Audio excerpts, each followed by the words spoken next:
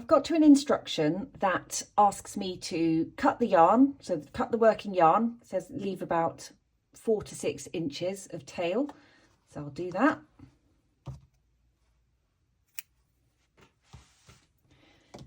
And then to put the back stitches on hold.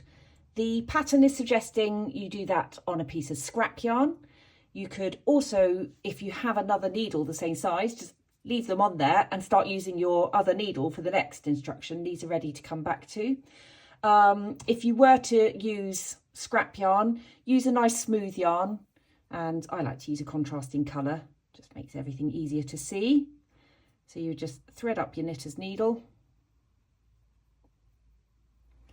and start to slip the stitches purlwise. Do a few and pull this scrap yarn through as you go.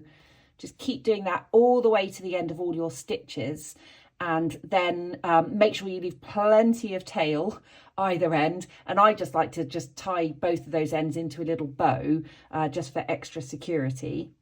So that's a perfectly valid way to do it. And I'll just get these back on my needle because I want to show you my little whizzy tool that I'll be using.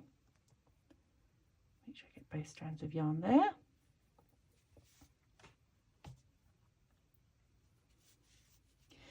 So this is a stitch holder by Clover, and what I really like about these is you've got a flexible cord, so that just means that your stitches aren't kind of held on, you know, those big safety pins. They can get in the way a bit sometimes, but especially if you've got a lot of stitches.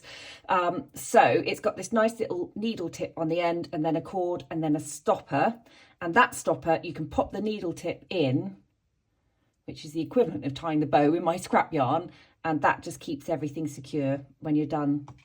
So all you do is just like with the knitter's needle, I'm going to slip the stitches one at a time onto the needle, and as you go they're going to push onto the cord. Just make sure I don't pull my end out. And what's nice about this is not only is it nice and secure, but when you come to work with these stitches again, I just find having this little mini needle tip makes life a bit easier than when you're trying to get them off the scrap yarn. So it's just that tiny little bit of extra convenience that brings me a bit of joy when I'm knitting.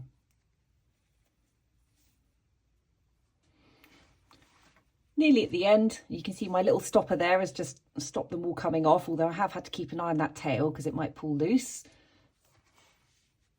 There we go, just a few left. I might go wild and put both of those last two on then. Oh, there we go.